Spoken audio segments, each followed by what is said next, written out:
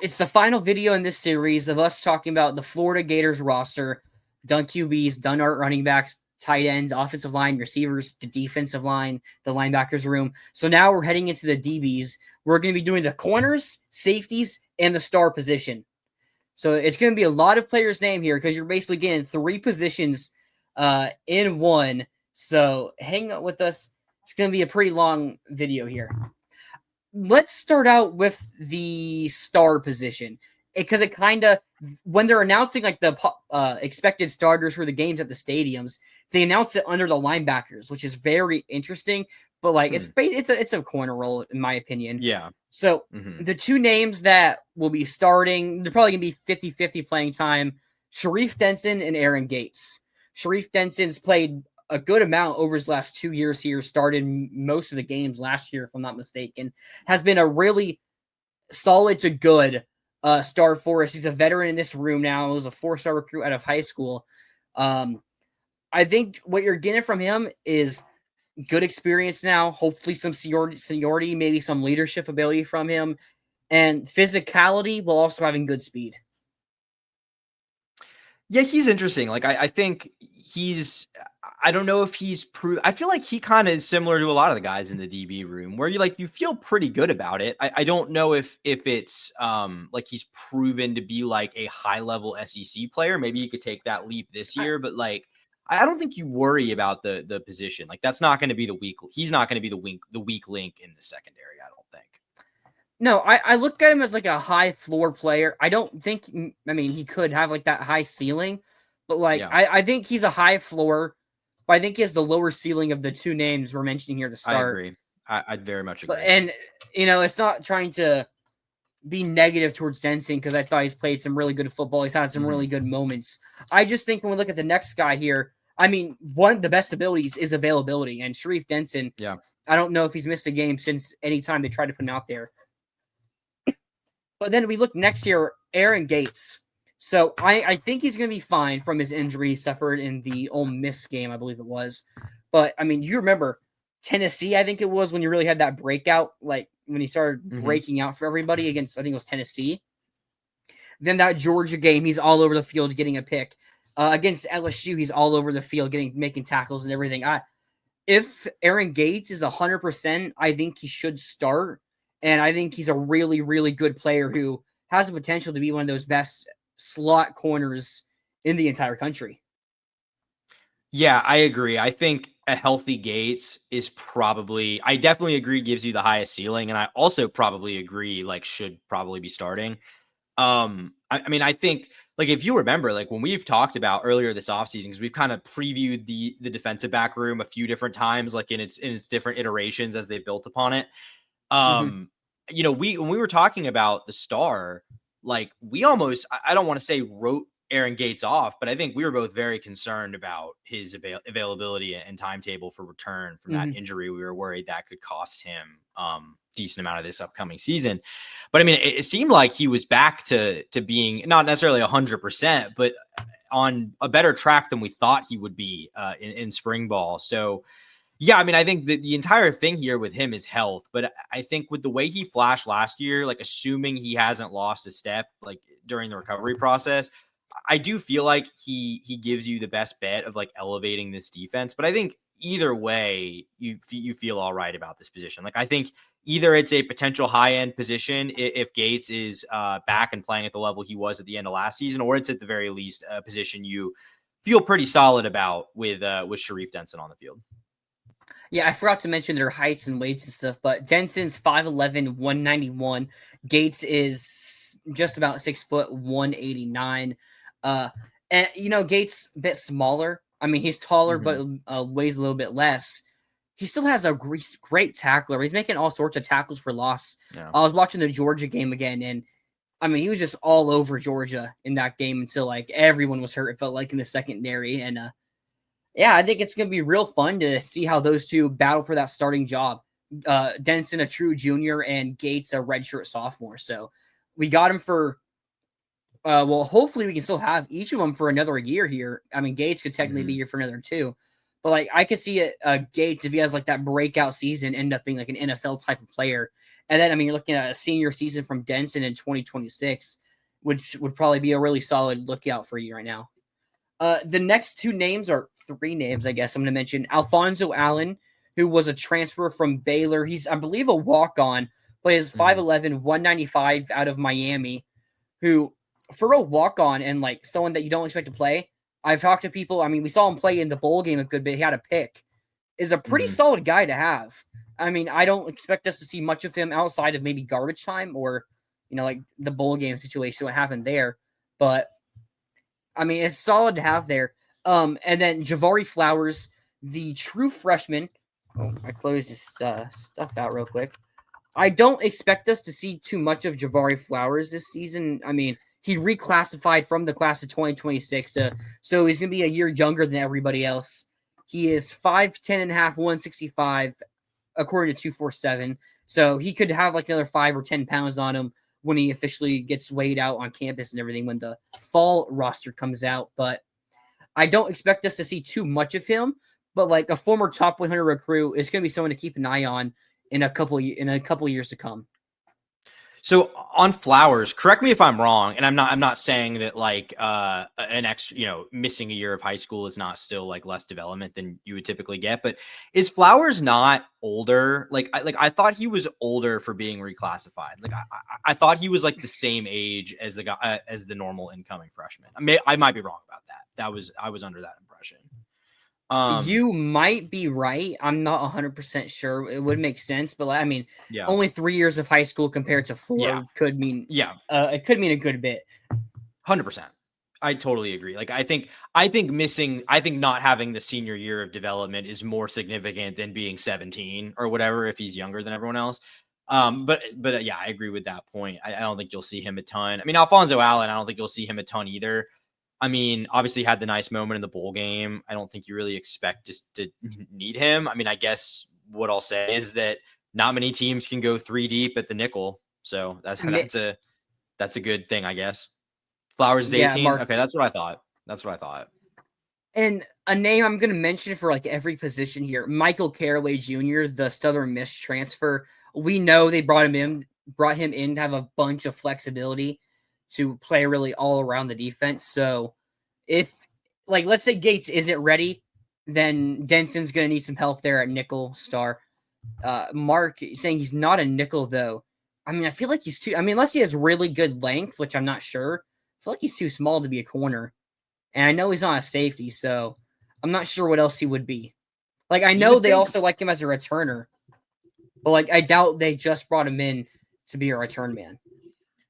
I mean, yeah, you'd think at least if he's going to get on the field early that it would be in the slot. Yeah, I mean, it listed it 5'10 and a half, 165 on 247. So, I mean, yeah, you like maybe he can add to that frame a little bit and play on the outside, but you would think if he's going to play this year, you would think it would be at the nickel, right?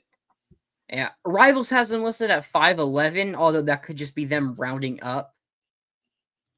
Yeah, we're talking about Flowers too right now.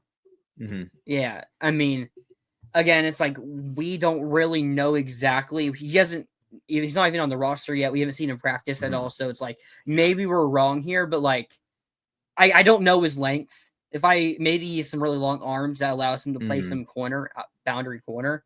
But like with that size, I'd more expect to be a slot in the future.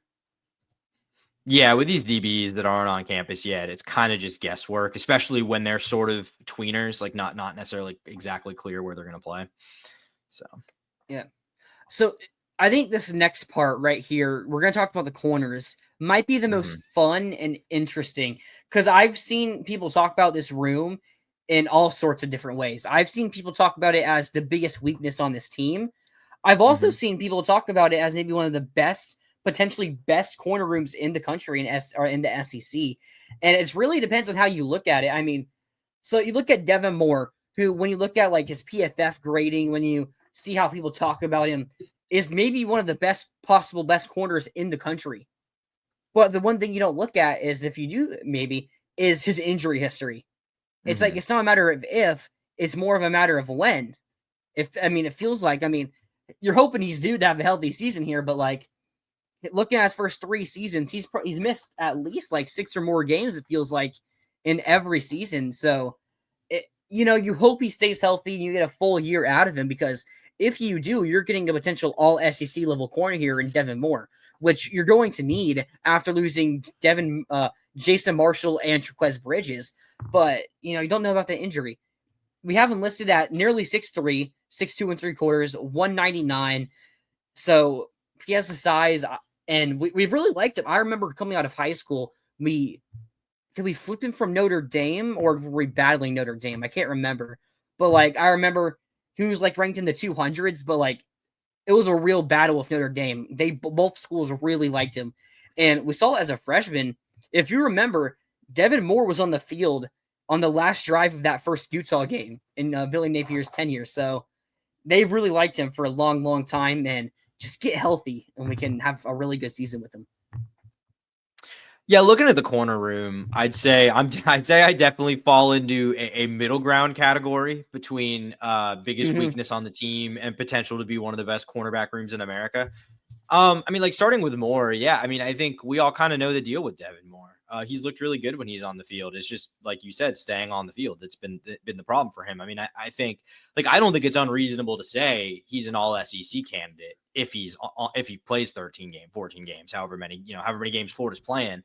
I This think is he what I was could talking be about. ranked secondary number 10.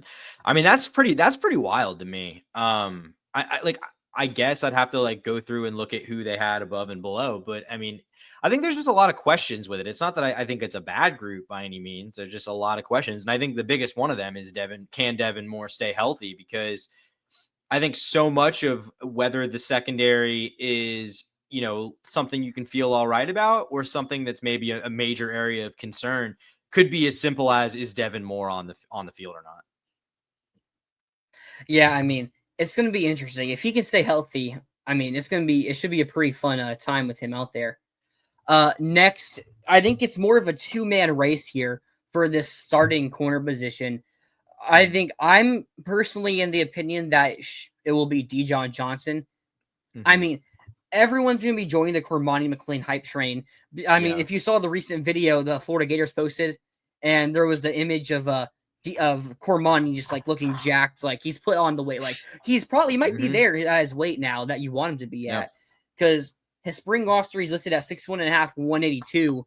So it's like you probably want to get to 195 for the season, but maybe he's there now, maybe he's just that close. But I think it's Dijon. Listed at 6'1", 196 out of Tampa. There is the arrest and what happened there, but I don't think really anything is coming of it. Question: are we looking who's starting week 1, or are we looking who's starting week 3? Are we looking who's starting against LIU or who's starting against LSU? What are you implying, that they could throw in some kind of 1-game suspension here? Is that what you're thinking? That's definitely part of it right there. Yeah. Okay. I mean, I think we're going what the secondary looks like at full strength when it's at its best, I think is what we're talking about here. I mean, I think I agree with you. I think I expect Dijon to win this job. I think he's been the more consistent player when he's gotten those opportunities. I mean, Cormani, look, I'll give him that. Like what you said, we always have kind of said with Cormani, man, if he can just, put on a little bit of bulk, he could be a real guy, and he has. I mean, Cormani I haven't seen the consistency. Everyone, it's literally what Mark said here. He's been very up and down. Mostly And down, honestly. I think, yeah, honestly, really mostly down. The up is the pick six. That's kind of the thing that everyone's so hyped about. And we forget there were games when Cormani was in where he was getting kind of cooked. And I'm not saying, I'm sure he's Georgia. I'm sure he's taken some strides this offseason. I'm not saying he hasn't, but I think he would have to have improved a lot. And to be honest with you, not only unless he's improved a lot, do I expect Dijon to start. I'm not sure how good I feel about him coming off the bench. And that's kind of where my concern with the secondary really starts, is I don't know if I love this cornerback room beyond those top 2 guys, which we'll kind of elaborate on here, I'm sure, in a minute. Ryan, I hope the defense continues off of last year. It's been so long since defense has been good. drives me nuts. Mhm. But yeah, I mean, even in the spring game, I mean, Cormani was getting cooked by Dallas Wilson in the spring game a good bit. I Mhm. mean, I want him to succeed. Former 5-star. It seems like he's changed his mentality from how it seemed when he went to Colorado and now here. I mean, I've heard some stuff of him in high school that could have shown this foreseeable future, but like I hope he's fixed things up and he's ready to go. The next name I'm gonna mention here, Jamrock Grimesley. So Jameer Grimesley, Jamrock Grimesley. This is a real interesting one because I know the staff loved him coming out of high school. Played Mhm. sparingly last year, played decently well, but he had another ACL injury. Because he tore his ACL in high school, his senior year, which caused him to drop down the rankings a little bit to like the 200s or so. And he got a healthy season from his freshman year where he played some minutes, very injury prone secondary, so he had to play a good amount of minutes there. Mhm. But and then he tears his other ACL in, I can't remember if it was the off season or end of the year. I can't remember, but it's like if he's healthy, it's like both of your ACLs tore. I mean, I like him. I like when he's played, but it's like, man, those injuries make it very, very interesting going into this year.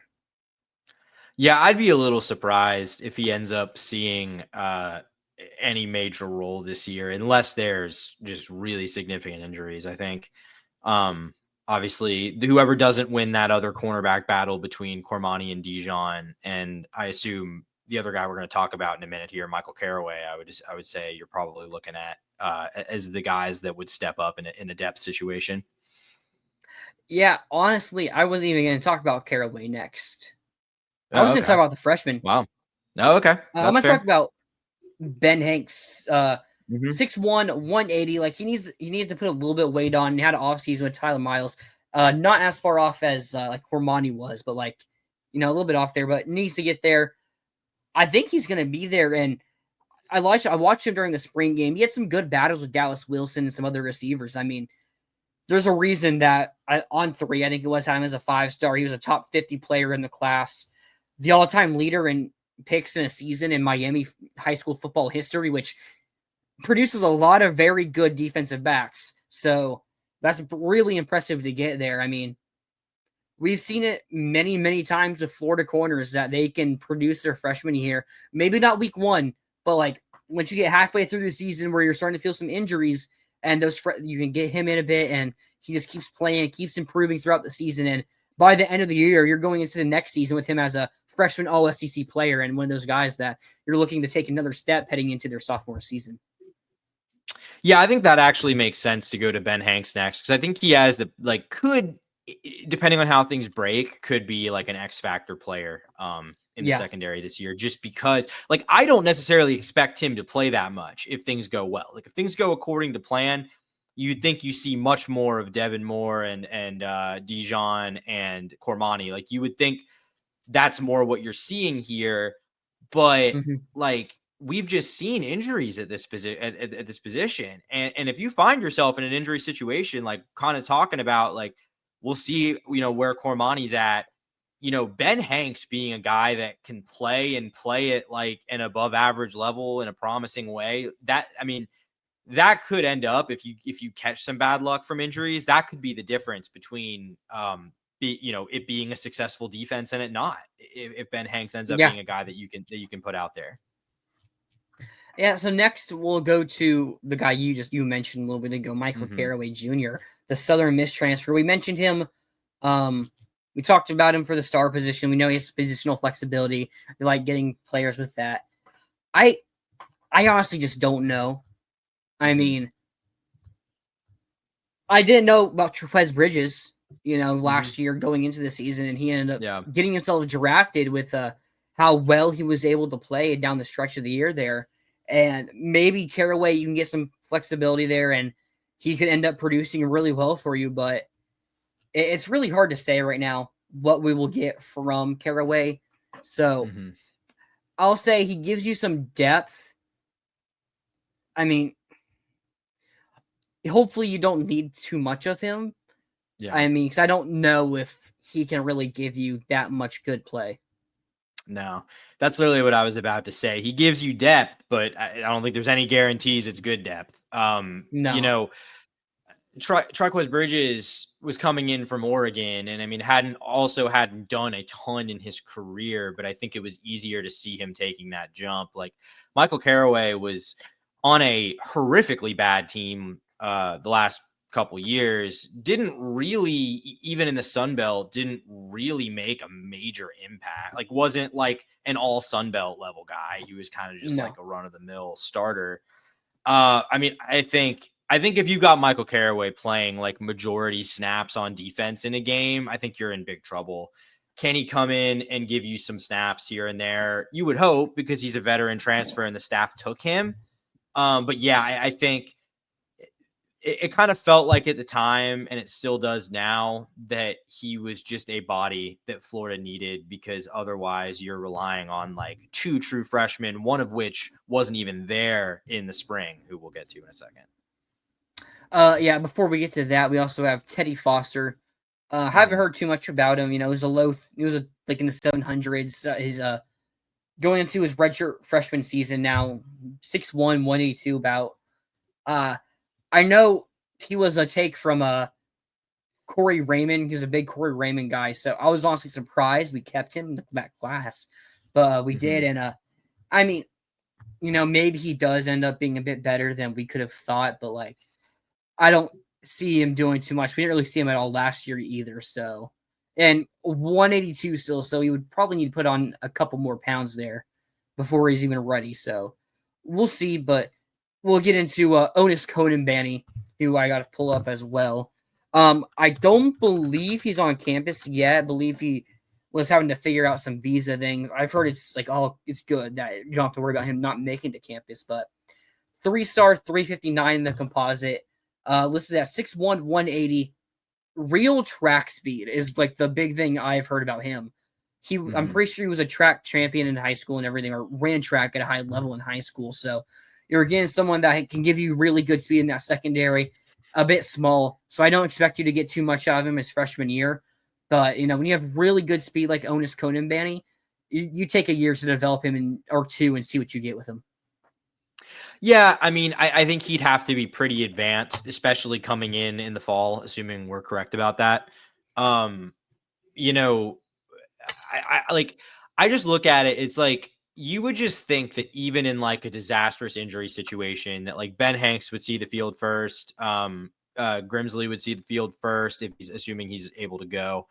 And yeah, you just it's hard to imagine he makes an incident or a major impact this season. But I mean, again, we've seen some pretty catastrophic injuries in the secondary. So, you know, who knows who you'll need. But I think we're getting to the point where if you're talking about these guys having to play, I think Florida's had some pretty major problems. Yep.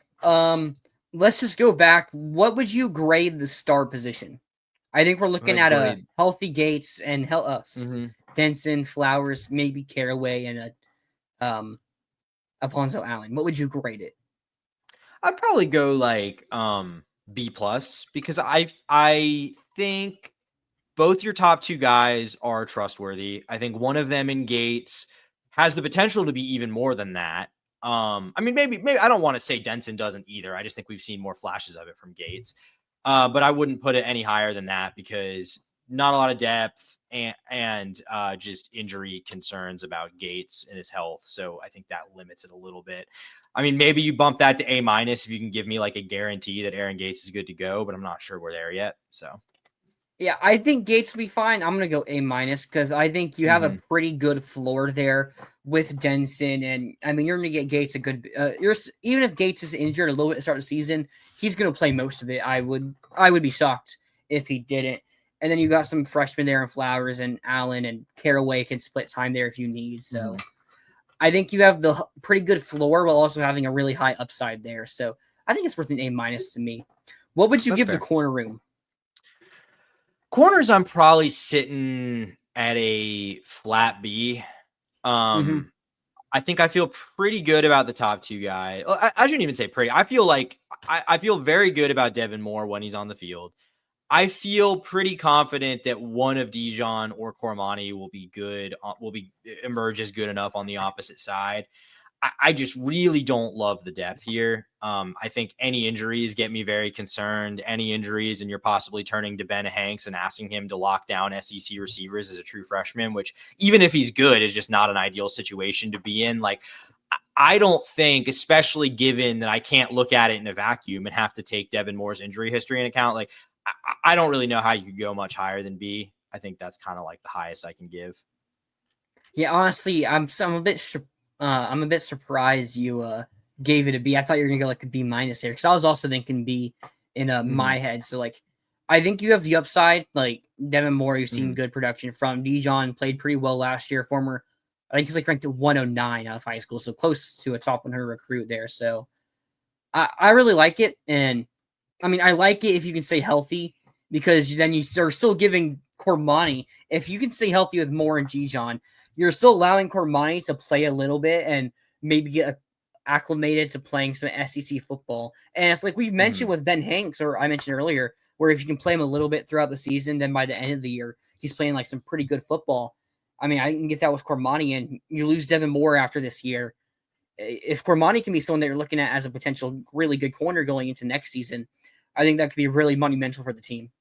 So I also go with a B. Okay. All right. Next, we'll talk about the safety room. Maybe one of the weirdest positions to look at because you look at the two guys there. Thornton started the back half of the season last year, played some pretty good football. Obviously, had the 2 picks to seal the game against Ole Miss. I think of Jordan Castell, who's now started nearly 2 full seasons of football, started 11 of 12 games in his freshman year and started all 13 games last year. So you look at Castell, it's like he has a bunch of experience, but then we talk about it a ton with Castell, his inconsistent play, where he'll have a really good stretch to begin his freshman season, and then the back half be pretty bad. And then the start of this year, he was playing pretty poor, but then at the end of the season, he was starting to play pretty dang well. If we see that Castell that we've seen play pretty dang well at times, we're looking at someone that has that 6'3" height, good size. Let me pull it up here on the roster's exact measurements. Castell, number 14, 6'2", 217. So he has good size, good speed. He has all the things you want in a SEC safety. And you just got to look at him to put it all together and play a consistent 12 games of football. Because if you're getting a consistent 12 games from Castell, you're feeling really good about the back half of that secondary. And we saw at the end of last year where we didn't allow deep passes. So if you're doing that and Castell can stop from all the deep bombs happening, which I don't know how many QBs you play have like big deep ball potential this season. So it's going to be interesting there, and pretty good tackler, one of the higher graded safety tacklers in the SEC, according to PFF. So there's been talks out of spring camp practice that Castell has improved. He was playing hurt to start last season, and it affected his play a good bit, and he got healthier, which is different compared to most players on their team last year that got injured throughout the season. But I think we get some solid play from Castell this year. Yeah, it's tough with Castell because like we've obviously picked on him a lot, and it's not like he's like awful. It's not like he's a liability out there. It's just frustrating because you see the potential, but it feels like there hasn't been a lot of development with him. It kind of feels like we're dealing with the same player we were dealing with in September of 2023. At least from what we've seen, we'll see if he took a leap in the spring and going into the fall, but I mean, it's just frustrating the inconsistency and that he's kind of yet to emerge as like a guy that you can really feel good about. And then with Thornton, it's like, I think what we saw from him was promising. I don't know if I've seen enough for me to be like, I feel really good about this. Like, I think safety, like you said, it's a tough position to evaluate because it's not like a clear position of weakness. But it's also a position where like I don't really know where the floor is and I don't really know where the ceiling is. Like I feel like they could kind of be all over the place here. Like if both these guys, could I see both these guys taking big leaps and it ends up being one of the kind of above average areas of the team, yeah, I could also see it being literally the biggest weakness on the team. Honestly, I could kind of see Yeah. it anywhere in that range. Yeah, I think Thornton's very interesting because I feel like I haven't seen him like be that like Castell has had negative plays happen a lot Mm-hmm. in like last season prior, but I feel like I haven't seen that happen too much with Thornton. Yeah. And it's like he's made some big plays, so I wonder if you have a decent floor there with Thornton that you might not have with Castell. But I think it's going to be interesting to see how they play in because if they're playing really well, that could really help the corner room as well. Or if the corner room's playing really well, it can help up the safeties as well. So we'll see what ends up happening there. But then you look at the backup position. This is where things are really interesting because you lost Greg Smith to North Carolina, just like DeAndre Robinson went to North Carolina.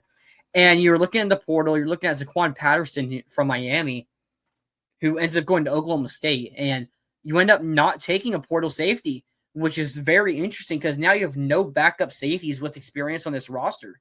Now you have two highly rated guys, Drake Stubbs, who's 6'1", 197, Jacksonville. So decent, good size there. Not the smallest guy in the world right there at 197, but true freshman. I think he has good physicality, but I don't know how much he can play in year one. And then you also bring in Lagonza Hayward, who's also 6'1", 203. I've heard good things about Hayward being more day one ready than Mm-hmm. Stubbs is. So maybe you feel fine there with him as a backup, but two freshmen now, sky's the limit with them. But in year one, if you're having someone as a backup, they're almost automatically being put in a position to where they have to have impact on the field day one. Mm-hmm. Yeah, I mean, obviously I would have loved to see Florida go crazy in the transfer portal, but I think given what the situation and the resources and the timing and all that, like I think almost everything Billy Napier has done this offseason, I think from a personnel standpoint is understandable. The not getting a transfer safety though, that is the one that I still am very unsure about because like you said, you're really playing with fire here. You at safety could be like the Gators could find themselves in a really bad spot here, whether Castell is bad or you deal with, or maybe they're good, but maybe both those guys are good, but you're dealing with an injury. Like not shoring up the depth here after losing Greg Smith was really surprising to me.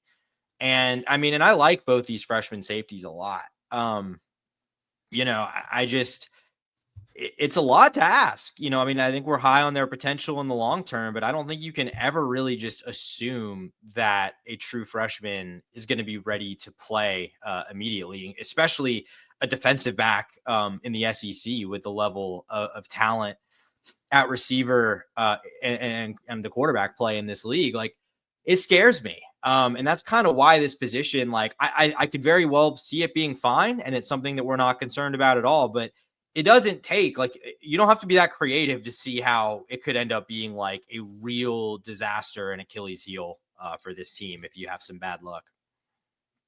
Yeah, maybe something interesting because I haven't heard like anything about him is Josiah Davis, Mm-hmm. redshirt freshman, I believe. Where is he at? Yeah, nearly 6'1", 199 out of Georgia. I believe was like a low 4-star recruit.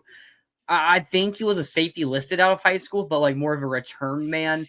It's like I just haven't heard too much about him. Now, we've had players we didn't hear too much about going into the season, then end up playing some good football. I mean, I remember not Pup Howard, sorry, but George Gums. I don't know if you remember when that week one depth chart got revealed and people saw George Gums listed as a starter. And it was like, wait, what? This guy is starting? Mm-hmm. Someone that we thought was just a practice squad guy that was like a 2-star wide receiver out of high school is now going to be starting here at UF. And he ended up being a pretty good player, and we have high hopes for him now. So maybe it's just something that's just not getting out of camp or anything like that. But like, hey, maybe we'll see him have some good impact on the year. But like, we're going to need to see someone step up. And even in the 2 starters, they need to step up. So it's a very interesting position to be at because you have the talent, but will they be good enough? Yeah. So should we grade? Are we grading? Yeah. What do you grade the safety room? I'm going, and I feel like I'm being a little optimistic here. I'm going B- on the safeties. I feel like objectively speaking, I probably should go C plus here, but I'm willing to give the 2 starters the benefit of the doubt. And then I think what the other thing that sways me, benefit of the doubt in the sense that I think they'll be at least serviceable. And then what kind of also has me there is just the fact that, like, if there is a position where I think freshmen can come in and contribute easier, it's safety. I think that's kind of a spot where it's easier for them to do so. So, like, I'm not as concerned about having to do that as I would be about, like, Ben Hanks, even though I think Ben Hanks is a really good player. Like, having him have to start at corner would be a little scary. So that's kind of where I'm at with the safeties. Like, I think B- is a little optimistic. I think this is kind of one of the weaker positions on the team, but it's not like the opposite defensive tackle spot where it's just like, I mean, man, we just don't know. Like, we know more about this group. It's just, there's still a lot that's unproven. Yeah, I mean, I think B- is a good spot there. I think something we have to look at is the fact that Castell and Thornton, Castell especially, have played a lot of SEC football, which is something that no freshman can say, and not a lot of sophomores or even juniors or redshirt sophomores and stuff can say. So maybe that's something we're not accounting for enough. But yeah, I think B- is a good spot there to have the safety room.